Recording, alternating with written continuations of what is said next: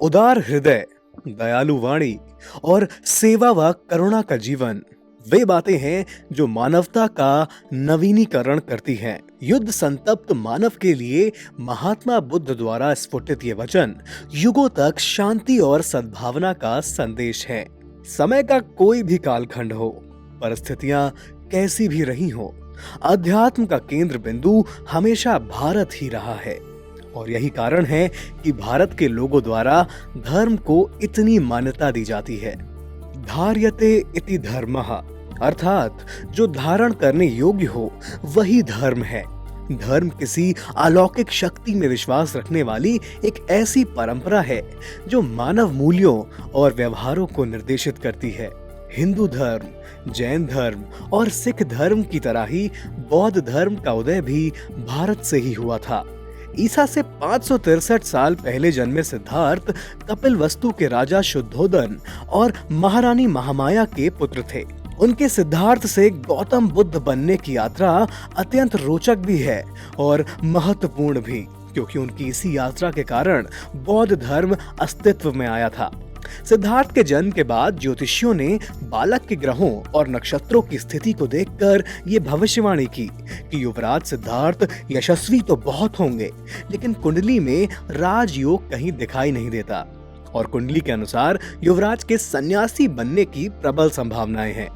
ज्योतिषियों ने महाराज को बताया कि संसार के दुखों को जानने के बाद युवराज सन्यास का मार्ग अपनाएंगे। राजा को एक युक्ति सूझी। उन्होंने सिद्धार्थ के लिए एक भव्य महल का निर्माण कराया जिसमें सुख सुविधा के सभी साधन उपलब्ध थे। युवराज सिद्धार्थ ने उसी महल में अपने जीवन के 29 वर्ष व्यतीत किए।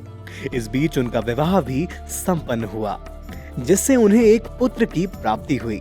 सांसारिक दुखों से अनजान युवराज एक दिन बिना किसी को बताए अपने सारथी के साथ नगर घूमने निकल पड़े। रास्ते में उन्होंने एक बूढ़े व्यक्ति, एक रोगी व्यक्ति और एक मृत व्यक्ति को देखा। अपने महल में सुख सुविधाओं के बीच पले बढ़े युवराज तीनों व्यक्तियों के दुख को देखकर अत्यंत दुखी हुए। इसके बाद उन्हें एक व्यक्ति दिखा जो ध्यान की मुद्रा में बैठा था। युवराज को उसमें एक अद्भुत तेज दिखाई दिया। जब युवराज ने अपने सारथी से उस व्यक्ति के बारे में पूछा तो सारथी ने बताया कि ये एक सन्यासी है जो सुख दुख, काम क्रोध, लोभ, मोह जैसी संसार की सभी भौतिक चीजों के परे है। बस यहीं से युवराज के मन में सन्यासी बनने की इच्छा उत्पन्न हुई और इतने बड़े साम्राज्य का राजकुमार और कपिलवस्तु के भावी सम्राट सिद्धार्थ रात्रि के अंधेरे में घर परिवार छोड़कर वन की ओर चले गए। सिद्धार्थ जब घर से निकले थे तो वे एक राजकुमार थे, लेकिन 6 वर्षों की घोर साधना के बाद जब बोधि वृक्ष के नीचे उन्हें ज्ञान की प्राप्ति हुई तो वे महात्मा बुद्ध कहलाए। बुद्ध का अर्थ है जिसे ज्ञान की प्राप्ति हो चुकी हो। जिस स्थान पर उन्हें ज्ञान की प्राप्ति हुई उसे बोध गया कहा जाता है। आनंद, अनिरुद्ध, महाकश्यप, रानी खेमा, महाप्रजापति, भद्रका, भृगु, किम्बाल, देवदत्त, उपाली आदि गौतम बुद्ध के प्रमुख शिष्य थे। गौतम बुद्ध ने अपना सबसे पहला उपदेश सारनाथ में दिया था। बौद्ध धर्म में वैशाख पूर्णिमा का विशेष महत्व है। वैशाख पूर्णिमा के दिन ही भगवान बुद्ध को जन्म, ज्ञान तथा निर्वाण की प्राप्ति हुई थी, इसलिए इसे बुद्ध पूर्णिमा भी कहा जाता है। भगवान बुद्ध द्वारा स्थापित किए गए बौद्ध धर्म में 4 आर्य सत्य बताए गए हैं। पहले सत्य के अनुसार दुनिया में दुख है। दूसरा सत्य कहता है कि संसार के हर दुख का कारण इच्छाएं हैं। तीसरे आर्य सत्य के अनुसार संसार के सभी दुखों का अंत संभव है और इसके लिए चौथे आर्य सत्य में अष्टांग मार्ग का उपाय बताया गया है। समय के साथ साथ बौद्ध धर्म के विद्वानों में मतभेद उत्पन्न हुआ और बौद्ध धर्म मुख्यतः 2 शाखाओं हीनयान और महायान में बट गया। हीनयान के अनुयायी भगवान बुद्ध को भगवान न मानकर एक महापुरुष मानते हैं और उनके विचारों तथा शिक्षाओं को ही आदर्श मानकर उनका अनुसरण करते हैं, जबकि महायान के समर्थक बुद्ध को भगवान मानते हैं और महायान के अनुयायियों द्वारा ही भगवान बुद्ध की मूर्ति पूजा शुरू की गई। भगवान बुद्ध ने आत्मज्ञान प्राप्त कर अपने उपदेशों के माध्यम से उसे लोगों तक पहुंचाया, लेकिन 80 वर्ष की आयु में गौतम बुद्ध निर्वाण को प्राप्त हुए।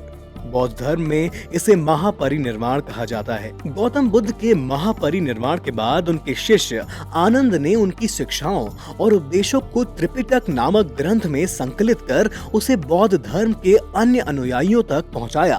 त्रिपिटक के 3 भाग हैं, जिन्हें विनय पिटक, सुत्त पिटक और अभिधम्म पिटक कहा जाता है। उस समय लोगों ने बौद्ध धर्म की शिक्षाओं से प्रभावित होकर बड़ी संख्या में बौद्ध धर्म अपनाया था। आज से करीब 2600 साल पहले भगवान बुद्ध द्वारा स्थापित किया गया बौद्ध धर्म आज Nepal, Cambodia, Thailand, Sri Lanka, Japan, Bhutan और चीन जैसे 12 से ज्यादा देशों का प्रमुख धर्म बन चुका है। भारत समन्वय परिवार की ओर से बौद्ध धर्म के प्रवर्तक, सत्य और अहिंसा के उद्घोषक भगवान बुद्ध को शत-शत नमन। भारत समन्वय परिवार का प्रयास है कि भगवान बुद्ध द्वारा संस्थापित बौद्ध धर्म की शिक्षाएं मानव जाति का मार्गदर्शन करती रहें।